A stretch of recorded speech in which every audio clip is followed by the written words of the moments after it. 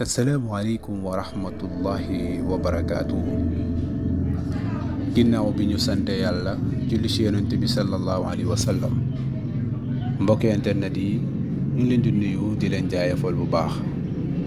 mbokk yi jamono ji léegi nekk na jamono ju doy waar lool, ndax da ngay xool la xew fale ca Mbuur. benn waay yore fetalam fekk ay nit yoo xam ne ñu ngi seen barabu liggéeykaay,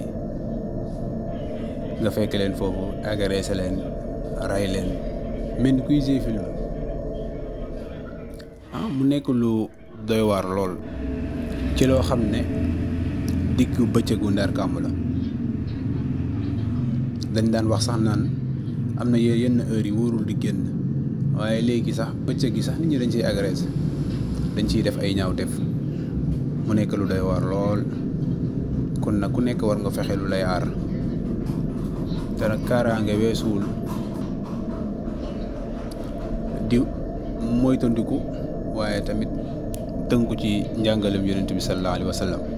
mbokk yi, yonent bi sallallahu alayhi wa sallam waxal na ne saa yoo demee bay génn sa kër nga jàng bismillahi allazi laa yadurru maa ismihi sayun fil ardi wala fi samaai huwa samiul alim. nga jàng ko ñetti yoon.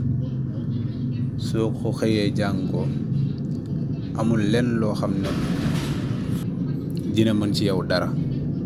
muy bismillahi allazi laa yadurru maa ismihi sayun fil ardi wala fi samaai wa huwa samiul alim.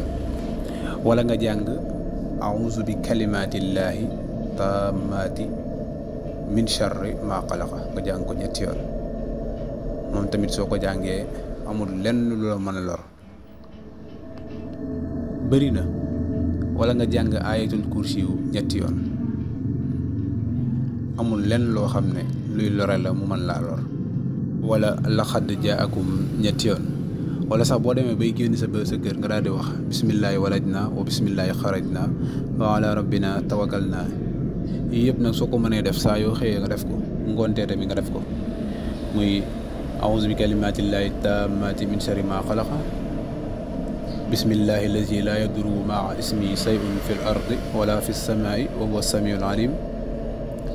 wala ayatul kursi yu ñetti yoon, wala laqad jaakum ñetti yoon.